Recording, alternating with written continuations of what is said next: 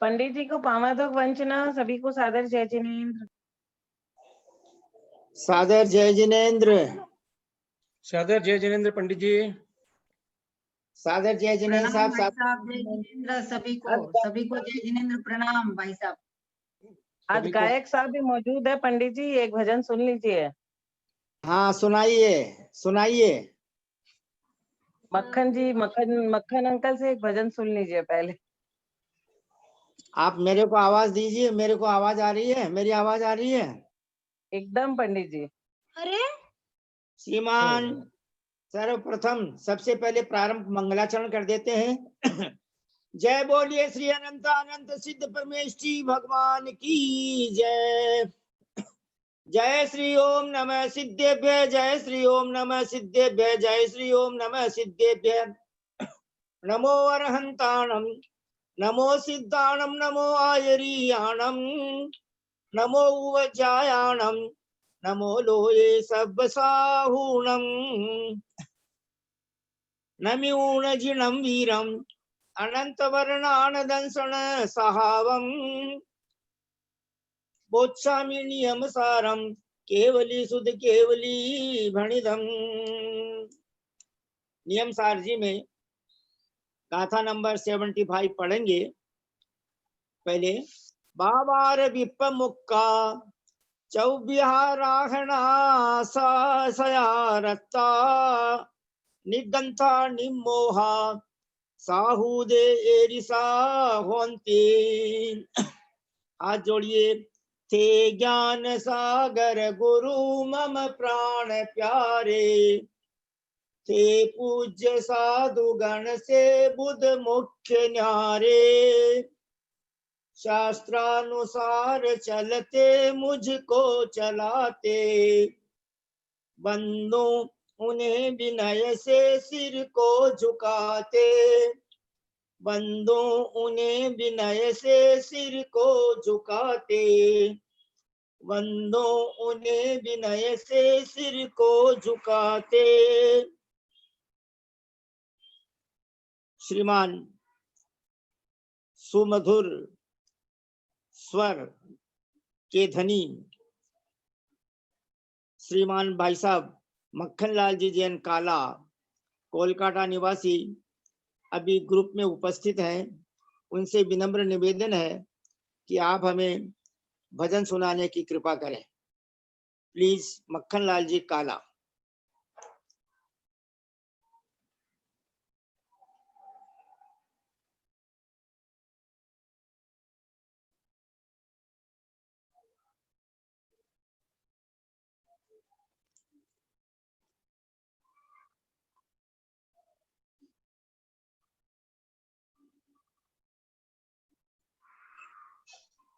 ये ना मक्खन जी का ऑडियो वीडियो दोनों बंद है, उनका बाद में सुन लेंगे, पहले स्टार्ट कर देते हैं क्लास। श्रीमान भाई साहब जयचंद जी गंगवाल साहब हैदराबाद निवासी से विनम्र प्रार्थना है कि गाथा नंबर 75 उसका अन्वयार्थ, गाथार्थ और टीकार्थ पढ़ करके उसका भावार्थ हमें समझाने की कृपा करें। श्रीमान भाई साहब जयचंद जी गंगवाल। सभी को जय जिनेन्द्र। गाथा नंबर 75 का अन्वयार्थ, गाथार्थ और टीकार्थ पढ़ना है। हमने अभी तक 4 परमेष्टियों का स्वरूप देखा है। आज हम 5वीं परमेष्टि, साधु परमेष्टि का स्वरूप देखने जा रहे हैं। 75वीं गाथा प्राकृत में और संस्कृत में, हिंदी में पढ़ी गई है। अब इसका मैं अन्वयार्थ बताने जा रहा हूं। यह सदा अखंडित परम तपश्चरण में लीन सर्व साधु परमेष्टि के स्वरूप का कथन करते हैं। पहला ही उन्होंने ये बता दिया कि अखंडित परम तपश्चरण में लीन, हमेशा तपश्चरण में लीन रहते हैं, ऐसे साधु परमेष्टि का कथन हम कर रहे हैं। वावर विपमुक्का मतलब व्यापार से रहित, शौविहारणा सायरत्ता मतलब चतुर्विध आराधनाओं में सदा लीन, निग्रंथा मतलब निर्ग्रंथ, निमोहा मतलब निर्मोह, साहु मतलब साधु, वे एदेरिसा मतलब इस प्रकार होती मतलब होते हैं, मतलब इनका क्या क्या लक्षण बताया कि भाई व्यापार से रहित होते हैं, व्यापार नहीं करते हैं और चतुर्विध आराधना में हमेशा लीन रहते हैं, निर्ग्रंथ होते हैं, निर्मोही होते हैं, ऐसे साधु परमेष्ठी होते हैं। गाथार्थ, जो समस्त व्यापार से रहित है, 4 प्रकार की आराधनाओं में सदा अनुरक्त रहते हैं, परिग्रह रहित है और मोहहीन है। निर्मोह मतलब मोहहीन है, ऐसे साधु परमेष्ठी होते हैं। जो स्वयं टीकार्थ, जो स्वयं महान है, परम संयम के धारक है, त्रिकाल में निरावरण होने वाले निर्मल परम पारिणामिक भाव की भावना में तत्पर रहते हैं और इसलिए जो समस्त बाह्य व्यापार से मुक्त है, दूर है, ज्ञान दर्शन चारित्र तथा तपश्चरण नामक 4 प्रकार की आराधनाओं में सदा अनुरक्त रहते हैं। अब यहाँ इन्होंने टीकार्थ में क्लियर कर दिया है कि 4 प्रकार की आराधना कौन कौन सी है, तो ज्ञान दर्शन चारित्र और तपश्चरण।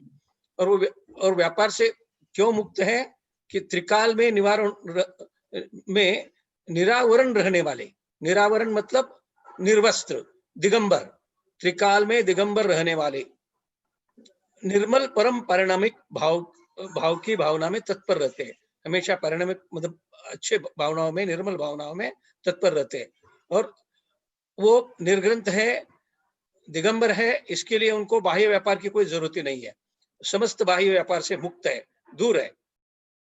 इस तरह बिना व्यापार के कोई व्यापार नहीं करने वाले और 4 प्रकार की आराधनाओं में जो अनुरक्त है, बाह्य अभ्यंतर दोनों ही प्रकार के समस्त परिग्रहों से रहित होने के कारण निर्ग्रंथ है, निरंतर निर्मल रहने वाले निज कारण समय सार स्वरूप सम्यक दर्शन, सम्यक ज्ञान और सम्यक चारित्र के विरोधी मिथ्या दर्शन, मिथ्या ज्ञान और मिथ्या चारित्र का अभाव होने से, मतलब सम्यक दर्शन, ज्ञान, चारित्र ये 3 रत्नत्रयी है, तो मिथ्या दर्शन, मिथ्या ज्ञान, मिथ्या चारित्र इसका अभाव हो गया है और उसका अभाव होने से हमेशा वो निर्मोह रहते, किसी प्रकार का मोह उनके पास नहीं रहता है। इस प्रकार परम निर्वाण वधु की सुंदर मांग की शोभा बढ़ाने वाला मनोहर केशर के पराग कुंज से जिनका रंग पीला हो रहा है, ऐसे अनेक अलंकारों के प्राप्त करने में जिनकी बुद्धि कौतूहल युक्त है, जो मोक्ष की इच्छा रख रहे, वे साधु परमेष्ठी है। इस तरह साधु परमेष्ठी का आगे है। टीकाकार कहते हैं, जो संसारी जीवों के सांसारिक सुख से परान्मुख है, संसारी जीवों के सांसारिक सुख से परान्मुख है, सर्व परिग्रहों के संबंध से विमुख है, मतलब संसारिक सब कार्य जो भी है उससे दूर है, सारे परिग्रहों से दूर है, कोई संबंध नहीं है और हम सबके द्वारा वंदना करने योग्य है, हम सबके द्वारा नमस्तु करने योग्य है। ऐसे साधु परमेष्ठी के मन की शीघ्र ही अपने आत्मा में इच्छा करो, अभिलाषा रखो कि मेरा मन भी साधु परमेष्ठी के मन के समान हो जावे। इस तरह हम किसी भी परमेष्ठी के सामने जब नमस्कार करते हैं तो वंदे तद्गुण लब्धे ये समझ कर ही करते हैं। तो यहाँ भी जब हम साधु के समक्ष जब जाते हैं तो यही हमें अभिलाषा रखनी है कि हम भी उनके समान हो जावे, हमारा मन भी उनके समान हो जावे। इस तरह साधु परमेष्ठी का वर्णन यहाँ समाप्त हो रहा है। जय जिनेन्द्र जी। बहुत सुंदर श्रीमान भाई साहब जयचंद जी गंगवाल साहब ने हमको गाथार्थ, अन्वयार्थ और टीकार्थ बहुत अच्छी तरह पढ़ करके और उसका बहुत अच्छा विश्लेषण किया। बहुत सुंदर, बहुत बहुत साधुवाद। अब हम आदरणीय सोनू जैन जी आपसे जानना चाहते हैं कि आप पहले भजन करवाएंगे या विजया बहन जी पढ़ेंगे? सोनू जैन जी।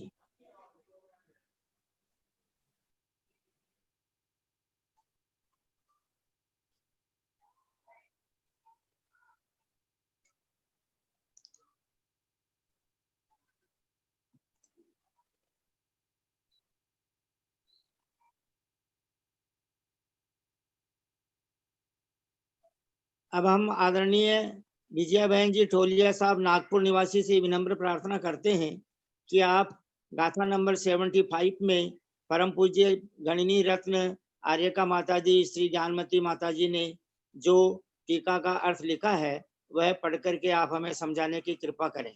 प्लीज विजया बहन जी ठोलिया, नागपुर। प्रणाम जय जिनेन्द्र भाई साहब। क्रम से हमने चार परमेष्टि आर्यन सिद्ध आचार्य और उपाध्याय का स्वरूप समझा है आचार्य कुंद देव के अनुसार। अब आज वे साधु परमेष्टि का स्वरूप हमें बता रहे हैं। वो गाथा लिख रहे हैं। वावार विप्प मुक्का चौविहाराहनासया रत्ता निगंथा निमोहा साहू एदे रिसाहुंती। श्री कुंद देव अपनी आत्म सिद्धि के साधक ऐसे साधु परमेष्टि का स्वरूप कहते हैं। साधु को क्या कहा? आत्म सिद्धि के साधक, अपने आत्मा की सिद्धि में वो लगे हुए हैं। जो व्यापार से रहित, चारों प्रकार की आराधनाओं में सदा तत्पर, परिग्रह, ग्रंथ रहित और मोह रहित, इस प्रकार के साधु परमेष्टि होते हैं। जो मन वचन काय की अशुभ चेष्टा रूप जो व्यापार है अथवा सर्व अशुभ व्यापार से जो रहित है, जो दर्शन, ज्ञान, चारित्र और तप, इन चार प्रकार की आराधनाओं में सदा अनुराग युक्त है, जो 10 विध बाह्य और 14 प्रकार के अंतरंग, ऐसे 24 प्रकार के ग्रंथि यानी परिग्रह से रहित होने से निर्ग्रंथ है, और दर्शन मोह तथा चारित्र मोह से रहित होने से निर्मोही है, ऐसे गुरु साधु परमेष्टि कहलाते हैं। उसे ही कहते हैं जो अनंत ज्ञान, दर्शन, सुख और वीर्य स्वरूप अपनी शुद्धात्मा का साधन करते हैं, वे साधु होते हैं। ये 5 महाव्रत आदि 28 मूल गुणों से सहित है। 12 प्रकार के तप और 22 प्रकार के परिचय जय, इन 34 उत्तर गुणों का पालन करते हैं। आतापन, वृक्ष मूल और अभ्रावकाश आदि योग को धारण करने वाले हैं, अथवा और भी अनेक प्रकार के योग धारण करने में कुशल है, अथवा 84 लाख पर्यंत उत्तर गुणों में यथाशक्ति उत्तर गुणों की धारण करते हैं, वे साधु परमेष्टि होते हैं। साधु परमेष्टि के उत्तर गुण 84 लाख बताई ही है। जिनको अपनी आत्मा की उपलब्धि स्वरूप सिद्धि हो चुकी है, ऐसे अरहंत और सिद्ध नमस्कार के योग्य है, न कि आचार्य आदि, क्योंकि इनमें स्वात्म सिद्धि का अभाव होने से उनमें देवपने का अभाव है। ऐसी किसी ने शंका की है कि भाई उन्हें क्यों नमस्कार करें हम, उनको में तो देवपना है ही नहीं। तो इसका समाधान कर रहे हैं, ऐसा नहीं कहना। क्यों?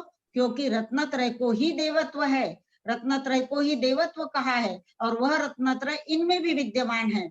इसलिए आचार्य, उपाध्याय, साधुओं में भी देवत्व की हानि नहीं है। आचार्य नेमिचंद्र देव ने रत्नत्रय के बारे में कहा है, रयनत्तयम नवट्टई अप्पाणम मुयत्वन्न दवियम्मि तम्मा तत्यमयो होदिहु मोक्षस्य कारणम आदा। मोक्ष का कारण अपनी आत्मा जिसमें रत्नत्रय विद्यमान है। 3 धवला टीका में भी कहा है, 3 रत्न ही देव है, इनके अपने भेद से अनंत भेद हो जाते हैं। इन रत्नत्रय से सही जीव भी देव है। अगर ऐसा नहीं मानोगे तो सभी अशेष जीवों में भी देवपने की आपत्ति आ जाएगी, इसलिए यानी सभी को फिर देवपना आ जाएगा। इसलिए आचार्य आदि भी देव है, क्योंकि उनमें भी रत्नत्रय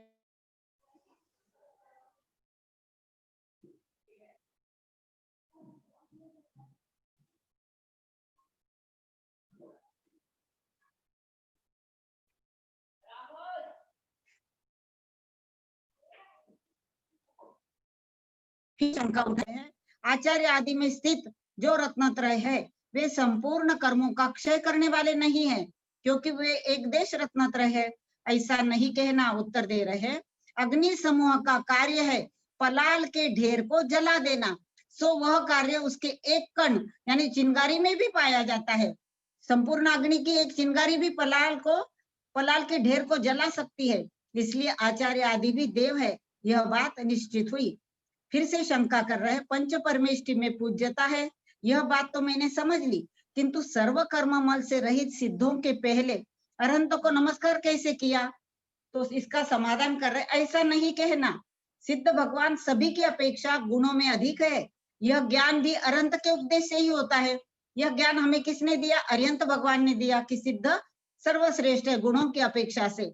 अथवा आप्त, आगम और पदार्थों का ज्ञान भी अरहंत के उपदेश से ही होता है। इसलिए अरहंत के प्रसाद स्वरूप उनके उपकार की अपेक्षा से उनको पहले नमस्कार करना दोषप्रद नहीं है। सम्यक दृष्टि जीवों को यह पक्षपात क्यों है? इसका समाधान कर रहे हैं, यह पक्षपात दोष का हेतु नहीं है, प्रत्युत गुण का ही हेतु है। आचार सार ग्रंथ में कहा भी है, गुणों में जो पक्षपात है वह प्रमोद कहलाता है, गुणीषु प्रमोदम। धौला टीका में भी इसी का समर्थन देखा जाता है। शुभ पक्ष के वर्तन में किया गया पक्षपात दोष के लिए नहीं है, क्योंकि वह मोक्ष का हेतु है। जहाँ अद्वैत अभेद प्रधान है, वहाँ द्वैत गौण हो जाता है। ऐसे अद्वैत प्रधान में द्वैत निमित्तक पक्षपात नहीं बन सकता, अथवा आप्त की श्रद्धा में आप्त आगम और पदार्थ विषयक श्रद्धा की अधिकता हेतु है। ऐसा बतलाने के लिए ही अरहंतों को आदि में नमस्कार किया है। और देखिए, अरहंत, सिद्ध, आचार्य, उपाध्याय और साधु ये सर्व जगत के बंदे हैं। इन सर्वत्र विराजमान सभी पंच परमेष्टि को नमस्कार होवे। इस प्रकार से चार ज्ञानधारी श्री गौतम स्वामी ने चैत्य भक्ति में कहा है। इसलिए यह जाना जाता है कि यही क्रम प्रमाण है और अनादि निधन है। अब अकृत्रिम और अनादि निधन ऐसे सुदर्शन मेरु महागिरिराज को हृदय में स्मरण करके उसको परोक्ष रूप से पुनः पुनः नमस्कार करके सामने नेत्र से दिख रहे कृत्रिम, जो कि उस अकृत्रिम की प्रतिकृति रूप है, उस सुमेरु पर्वत की, उसमें स्थित त्रिभुवन तिलक नाम के 16 जिनालयों की और उसमें विराजमान सर्व जिन प्रतिमाओं की मन वचन काय शुद्धि पूर्वक बार बार वंदना करके बहुत काल के व्यवधान के अनंतर इस स्याद्वाद चंद्रिका टीका का लेखन कार्य मेरे द्वारा पुनः प्रारंभ किया जा रहा है। यह निर्विघ्नता या पूर्णता को प्राप्त हो, इस भावना से पंच परमेष्टि की चरण शरण लेकर मेरे द्वारा यही प्रार्थना की जा रही है। फिर से शंका उठाई, यहाँ क्या पंच परमेष्टि से अतिरिक्त भी कोई नमस्कार के योग्य है? समाधान कर रहे, हाँ और भी है। इसी चैत्य भक्ति में कहा गया है, इस प्रकार नमस्कार किए गए पंच परम गुरु, जिन धर्म, जिन आगम, जिन चैत्य और चैत्यालय, ये सभी हमें बुद्धिमान जनों से इष्ट विमल बोधि प्रदान करावे। इनको नवदेवता शब्द से भी कहते हैं। दूसरी बात यह है, प्रतिक्रमण पीठिका दंडक में कहा है, ऊर्ध्वलोक, अधोलोक और मध्यलोक में जो सिद्धायतन और सिद्धि निषिद्धिकाएं है, उनको नमस्कार हो। अष्टापद पर्वत, सम्मेद शिखर, उर्जयंत गिरी, चंपापुरी, पावापुरी, मध्यमा नगरी और हस्ती बालिका मंडप में, इनसे अतिरिक्त इस ढाई द्वीप और 2 समुद्र के अंतर्गत अन्य जो कोई भी निषिद्धिका स्थान है, उन सबको नमस्कार होवे। इस प्रकार पंच परमेष्टि, जिन धर्म, जिन आगम, जिन चैत्य और चैत्यालय, ये इन ऊर्ध्व, अधो और मध्य लोक में जितने भी है, उन सभी सिद्धायतनों को इस जम्बू द्वीप में भरत क्षेत्र के अंतर्गत आर्यखंड में जो कुछ भी निर्वाण क्षेत्र है, उनको तथा मानुषोत्तर पर्वत पर्यंत इस मनुष्य लोक में जितने भी सिद्ध निषिद्धिका स्थान है, उन सबको नमस्कार हो। इन सबकी भक्ति का क्या फल है? ऐसा प्रश्न होने पर वे कहते हैं, सुनिए, इस प्रकार स्तुति पद का उल्लंघन कर चुके ऐसे अंतरंग बहिरंग लक्ष्मी के अधिपति अरहंत देव और उनके जिन चैत्यों की स्तुति मेरे सर्व आश्रयों का निरोध करने वाली है, ये भी श्री गौतम स्वामी के ही वचन है। ऐसा जानकर अरहंत आदि की भक्ति के प्रसाद से अपने आत्म तत्व की सिद्धि करना चाहिए। आचार्य समंतभद्र देव ने साधु परमेष्टि का वर्णन करते हुए उन्होंने भी कहा है, विषयाशावशातीतो निरारंभो परिग्रह ज्ञान ध्यान तपो रक्त तपस्वी स प्रशस्यते। आचार्य नेमिचंद्र देव ने द्रव्य संग्रह में साधु परमेष्टि का, अंतिम परमेष्टि का वर्णन किया है। तो उन्होंने भी कहा है, दंसन नान समग्गम मग्गम मोक्ष जो चारितम साधयदि नित्य शुद्धम साहु समुनि नमो तस्स। ऐसे साधु परमेष्टि को हमारा बारंबार नमस्कार हो। जय जिनेन्द्र, प्रणाम भाई साहब। बहुत सुंदर। जैनागम की प्रकांड विदुषी बहन जी, विजया बहन जी, ठोलिया साहब नागपुर निवासी ने रत्नकर्ण श्रावकाचार द्रव्य संग्रह के जो है गाथा और श्लोकों को पढ़ करके हम सबको बहुत आनंदित किया। बहुत आपके उत्कृष्ट ज्ञान की हम बहुत बहुत अनुमोदना करते हैं।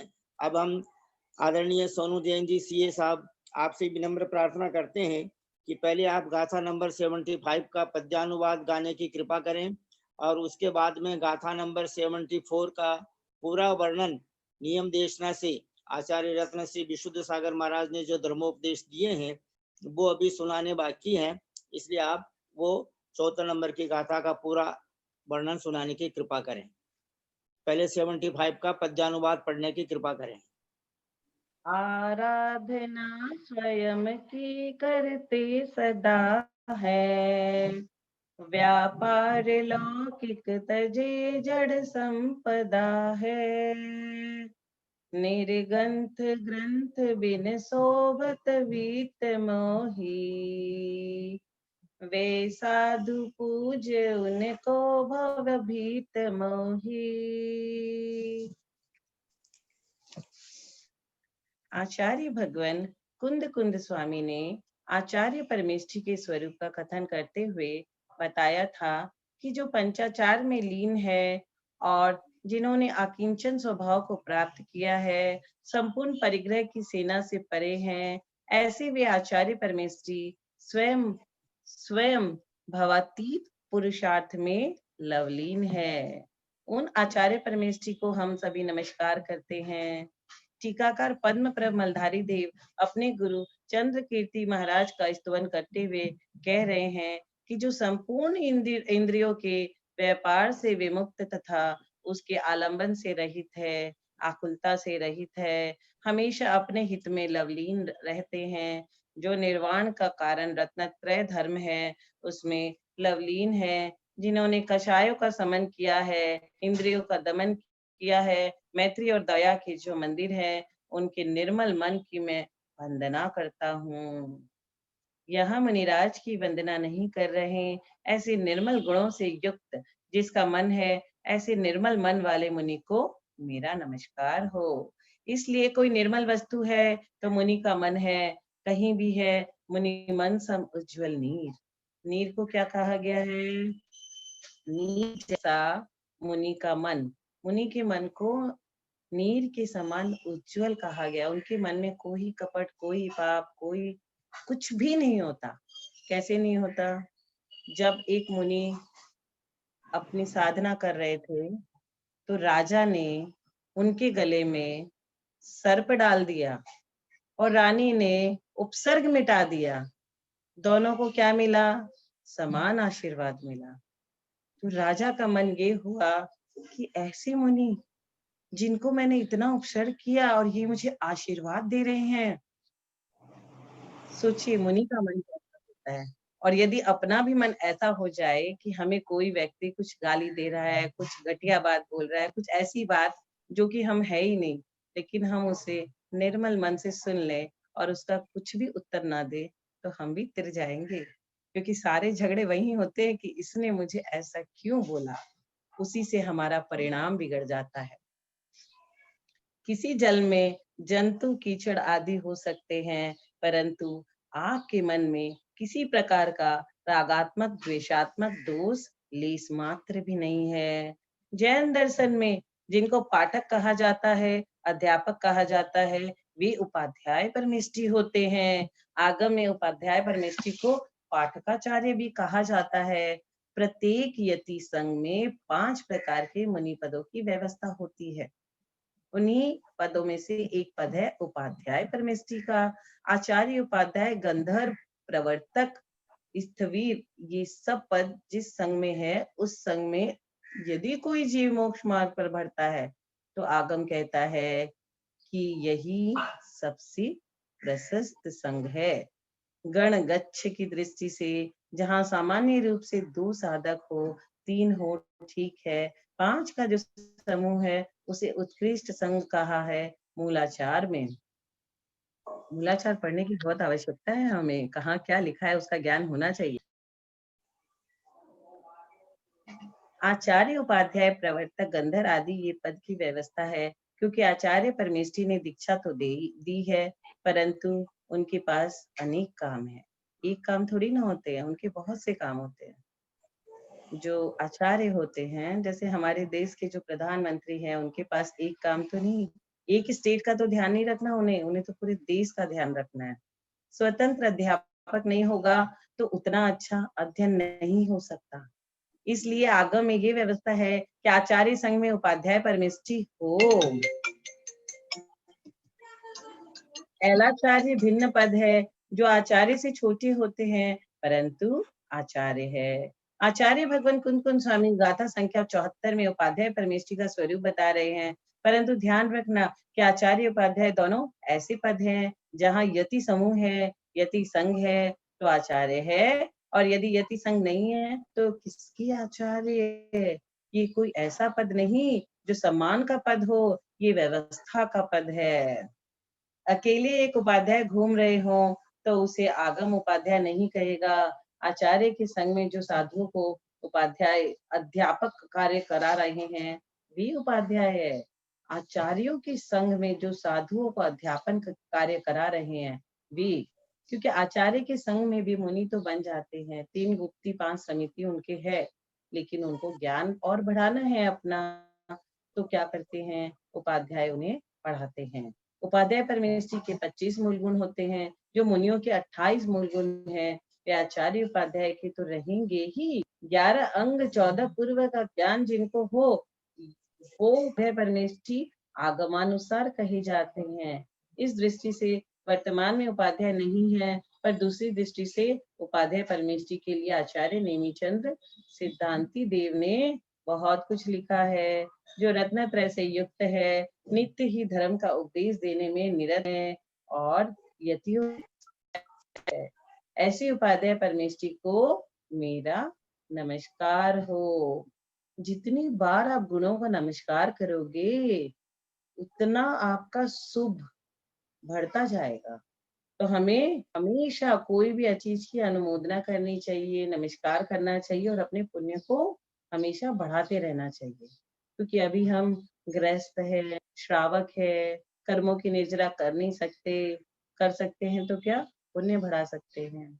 पुण्य हमारे पास जितना ज्यादा होगा उतना जल्दी जल्दी जल्दी जल्दी हमें मोक्ष रूपी लक्ष्मी का प्राप्ति हो सकती है। सामान्य व्यक्तियों की अपेक्षा विशेष ज्ञान हो, यदि विशेष ज्ञान नहीं होगा तो फिर अध्यापक अध्यापन क्या कराएगा। उन्हें तो विशिष्ट ज्ञान होना चाहिए। जैसे हमारे भैया जी, हमारे पंडित जी साहब, इनका नॉलेज बहुत डीप है, तभी तो ये हमें पढ़ा सकते हैं। धर्म का उपदेश देने का अधिकार, शास्त्रार्थ करने का अधिकार उपाध्याय परमेष्ठी को है, क्योंकि वे चारों अनुयोगों के ज्ञाता होते हैं। संघ में व्यवस्था होती है, आचार्य जिसको निर्देशित करते हैं वही उस कार्य को करता है। आचार्य जानता है मेरा कौन सा शिष्य उपाध्याय बन सकता है। मम्मी और पापा को सब पता रहता है मेरा कौन सा बच्चा में क्या क्वालिटी है, कौन सा बच्चा क्या कर सकता है, तो उसे वही कार्य दिया जाता है। जब तीर्थंकर की देशना नहीं खिलती उस समय कोई शास्त्रार्थ करने आता है तो वादी प्रतिवादी मुनिराज चर्चा करते हैं, परंतु सभी मुनि नहीं करेंगे। पद्म पुराण में श्रुत सागर मुनिराज का कथन आता है। उनसे श्रावक ने प्रश्न किया, तत्व ज्ञाता होने पर भी उन्होंने कहा नहीं, यहाँ पर हमारे गुरु महाराज विराजे हैं, चलो हम आपको उनके पास ले चलते हैं, हम भी समझेंगे और आप भी समझना। यह गुरु भक्ति का परिचायक है। विराग सागर जी महाराज का संग आया था बेलगछिया में। 4 मास तक उनका चतुर्मास हुआ था। फिर दिवाली के बाद, पिछली दिवाली के बाद वो चले गए थे। उन संघ के एक एक मुनि और एक एक आरिका को यदि हम कुछ भी बोलते थे तो बोलते थे आचार्य श्री जो बोलेंगे मैं वही करूंगा। अगर हमारी मजाल की हम एक पेन भी उन्हें दे दे, एक डायरी भी उन्हें दे दे, वो कहते थे हमारे गुरु जो बोलेंगे हम वही करेंगे। गुरु के आज्ञा के बिना एक पेन भी स्वीकार नहीं करते थे। इतने गुरु के प्रति उनका समर्पण है उन सारे संघ का, मैंने देखा है। समावसरण में तीर्थंकर की देखना तो 4 ही समय फिरती है। शेष काल में तत्व चर्चा होती है। गंधर्व परमेष्ठी समाधान भी करते हैं, वादी प्रतिवादी मुनिराज शास्त्रार्थ भी करते हैं। 10 विदेशवादी 10 विशेषवादी प्रतिवादी होते हैं, जो विशेष वृत्तिधारी होते हैं, विशेष ज्ञानी होते हैं। कोई पढ़ाने लगा, कोई विद्वान पढ़ाने लगा तो उपाध्याय हो गया क्या? नहीं। कोई भी श्रावक पढ़ाने लगा, आज हम है, ललिता आंटी है, चीज करके कुछ भी बोल देते हैं तो हम लोग थोड़ी ना कुछ हो गए हैं। हम लोग तो जस्ट एक प्रयास कर रहे हैं। गंगवाल अंकल है, विजया आंटी है, सब प्रयास कर रहे हैं, हम लोग व्रती नहीं है। अभी जो उपाध्याय होते हैं वे रत्नत्रय से युक्त होते हैं, कोई स्वतंत्र देशना नहीं देंगे, स्वतंत्र चिंतन नहीं देंगे। जैसा जिनदेव ने कहा है, ऐसे पदार्थों की देशना करते हैं। श्रोताओं में उद्वेलितपना भी न आए, आक्रोश भी न बढ़े, सिद्धांत भी न टूटे और क्षोभ भी न हो। इसको बोलते हैं विन विन सिचुएशन। सबको ख्याल में रखते हुए, हित मित प्रिय वचन बोलते हुए किसी के प्रश्न का उत्तर देना। जैसे कि जिज्ञासा में हमारे मुनि पुंगव सुधा सागर जी करते हैं, प्रश्नोत्तर में प्रमाण सागर जी करते हैं। बहुत सारी बातों का ध्यान वक्ता रखें, ठीक से संभालें। जिस समय एक यति की समाधि होती है, उस समय 4 मुनिराजों को प्रवचन के लिए नियुक्त किया जाता है। वे सामाजिक दृष्टि, राजनैतिक दृष्टि, सब पर दृष्टि रखेंगे, पर प्रवचन राजनीति के नहीं करेंगे। दृष्टि सब जगह रखनी है। दृष्टि ये रखेंगे कि समाधि चल रही है, राजा की क्या दृष्टि है उसके ऊपर। कहीं किसी ने भड़का दिया, बोले जैन साधु व्यर्थ में प्राण छोड़ रहे हैं, आत्महत्या कर रहे हैं। इसके ऊपर बहुत बड़ा उपद्रव हुआ था 2-3 साल पहले कि ये संलेखना क्या है, आत्महत्या है कि क्या है। उसी समय हमारे देश के जो वकील होते हैं ना, जैसे वो अंकित जैन है, हीरा जैन आंटी के बेटे, वो सब हमारे काम आते हैं बहुत। ऐसे समय में कैसे संभालोगे उनको? और फिर उस प्रवचन सभा में प्रवचन क्यों अलग से सभा रखी गई है? इसीलिए हमारे आचार्य श्री विद्यासागर जी जब भी कोई जाता है दर्शन करने के लिए, उच्च पढ़ाई के लिए आशीर्वाद लेता है, तो वो जरूर देते हैं कि जैन धर्म का बच्चा बच्चा उच्च पद पर आसीन रहे, और फिर हमारे समाज की प्रभावना के लिए उसके पास जाया जाएगा। जिस तरह से यदि केस चल रहा है हमारे किसी मंदिर पे, तो फिर वह व्यक्ति हमारे समाज के लिए कुछ अपना योगदान कर सकेगा। इसीलिए ऊंचे पोस्ट पे यदि कोई जैन व्यक्ति बैठता हो, तो उसके लिए हमेशा आचार्य श्री आशीर्वाद देते हैं। जियो की संस्था भी बनी है, जीतो भी आईपीएस बनाने में बहुत सहयोग करती है। कोई भी बच्चा अगर आईएएस आईपीएस बनना चाहता है, पास में पैसे नहीं, तो जीतो में चले जाए, उसके पास सब व्यवस्था करवा देंगे वो लोग। इसलिए कि छपक की वंदना के लिए बहुत सारे लोग आते हैं और भीड़ रहती है। कहीं छपक की दृष्टि भीड़ में चली गई तो समाधि भंग हो जाएगी। आने वाले को दर्शन से प्रयोजन है, उन्हें किसी के परिणामों से प्रयोजन नहीं है। आपने इतनी भीड़ लगा ली, कमरा था गर्म, और गर्मी बढ़ने से उनको बेचैनी बढ़ने लगी। वहां जो प्रवचन होंगे वो 4 मुनिराज देशना करेंगे। वे संवेग निर्वेग भावना मात्र के प्रवचन करेंगे, ज्ञान वैराग्य के होंगे, समाधि विषयक होंगे। समाधान समाधान करने के लिए 4 मुनिराज अलग से बैठाए जाएंगे। संलेखना के लिए आपको निर्यापकाचार्य की परम आवश्यकता है। एक सामान्य गृहस्थ भी अंतिम समय में मुनि संघ का आश्रय लेता है।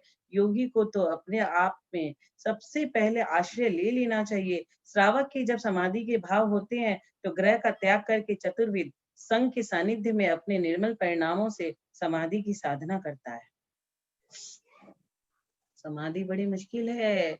यदि आप और हम चाहें कि हमारी समाधि हो जाए, तो ऐसे नहीं होती। हमें हर पल भाव बनाना चाहिए, हमें हर पल सोचना चाहिए कि हमें केवली बनना है, हमें सिद्ध बनना है, हमारी समाधि हो जाए। रतनलाल बेनाड़ा जी कितने महान पंडित थे, उनका कोई दूसरा जोड़ा मिलेगा नहीं आपको पूरे विश्व में। लेकिन क्या उनकी समाधि हुई? तो समाधि होना बहुत बड़ी बात होती है। जिनकी होती है उनके ज्यादा भाव बाकी नहीं रहते। तो हमें 12 भावना ये सब का चिंतन करना चाहिए, ताकि हमारी भी जल्दी से समाधि हो जाए। क्योंकि संक्लेशित भावों में, संक्लेशित परिणामों में मरने से पता नहीं भव में कहाँ जाएंगे। आगम में मृगचारी, पार्श्वस्थ आदि साधुओं की चर्चा है। मृग स्वतंत्र होकर चलता है, स्वच्छंद होकर दौड़ता है।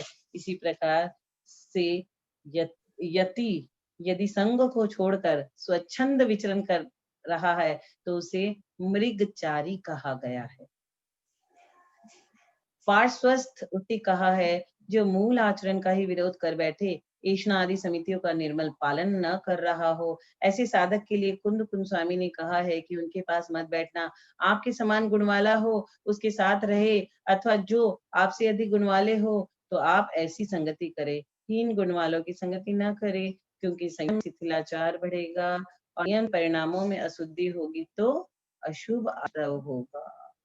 अशुभ आश्रव होना बहुत आसान है। हर पल हम अशुभ आश्रय बांध रहे हैं बैठे बैठे। शुभ आश्रय होना बड़ा मुश्किल है। ये ध्यान रखना जीवन में कि ज्ञानियों के पास बैठने से ज्ञान तो बढ़ेगा लेकिन संयम नहीं बढ़ता। आप अनुभव करना कि संयमियों के पास बैठोगे तो ज्ञान तो बढ़ता ही है, संयम के प्रति बढ़ने के भाव बनते हैं। अतः संयम और चारित्र के प्रति जागृति के भाव लाना है तो साधकों के पास पहुंचना पड़ेगा, अन्यथा ज्ञान तो बढ़ता जाएगा पर संयम से खोखला होता जाएगा। क्या लिखा है? संयम अच्छा हो ज्ञान कम हो चलेगा, ज्ञान बहुत हो संयम नहीं हो नहीं चलेगा। तुस मास भिन्न जानने वाले के भी केवल ज्ञान हो जाता है।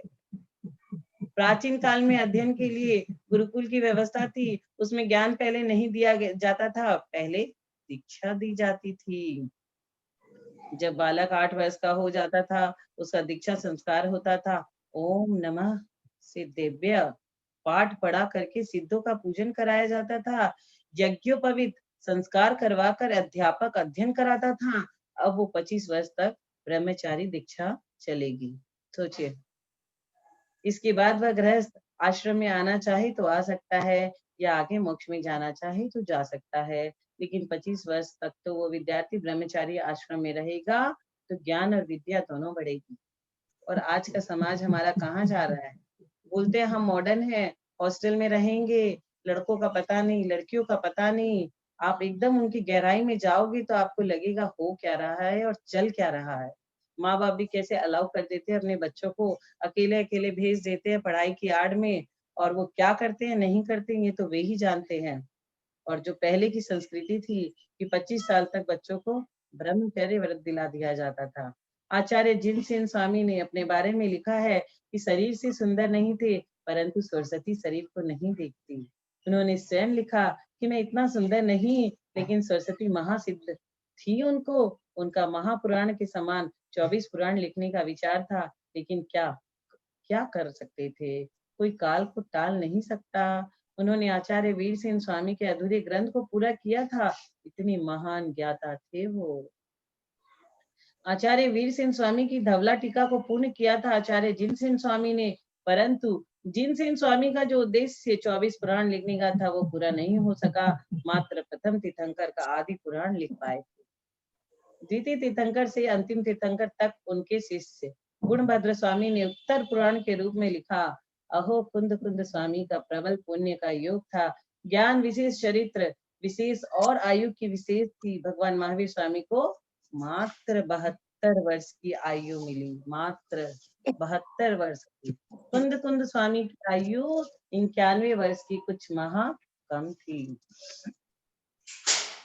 सारी उपदेश देने में सूर है, निकांक्षित भाव से सहित होते हैं। ऐसा नहीं कि हम इन सबको अध्ययन करा रहे हैं तो इनसे मुझे कुछ प्राप्त होगा। कुछ वेतन नहीं लेते, दक्षिणा नहीं लेते, किसी से कुछ लेते नहीं है। उपाध्याय परमिष्टि को संघ में रहना होगा, ये व्यवस्था आगम की है, लोक व्यवस्था को मत देखना। हम जैसे सामान्य के अध्यापक अलग होते हैं, उपाध्याय मुनियों के अध्यापक अलग होते हैं। उपाध्याय परमेष्ठी को शिक्षकाचार्य भी कहते हैं। उपाध्याय परमेष्ठी हमारे विद्या गुरु भी कहलाते हैं। आचार्य विमल सागर जी के संग में भरत सागर जी उपाध्याय थे। वे सब साधुओं को पढ़ाते थे, सबसे प्रश्नोत्तर करते थे और आचार्य महाराज भी साथ बैठकर स्वाध्याय करते थे। पहले आचार्य श्री 2-3 पृष्ठ पढ़ते थे, सब सुनते थे। इसके पश्चात भरत सागर जी की क्लास चलती थी। उस क्लास में 70-80 साल के महाराज भी रहते थे। वे महाराज याद करके सुनाते थे, बड़ा आनंद आता था। उपाध्याय भरत सागर जी की क्लास में परमागम भवन से भी विद्वान आते थे, विशेष रूप से जब सोनागिरी में क्लास चलती थी। मैंने पहली बार नियमसार उनसे सुना था। विशुद्ध सागर जी का ये कहना है।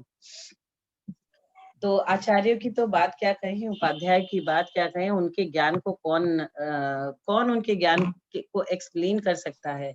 कितने ज्ञानी होते हैं वो जो मुनियों को पढ़ाते हैं। मुनि क्या कम ज्ञानी होते हैं? सोचिए, मुनियों को पढ़ाना बहुत बड़ी बात है। ये हमारे उपाध्याय परमेष्ठी का गुण होता है।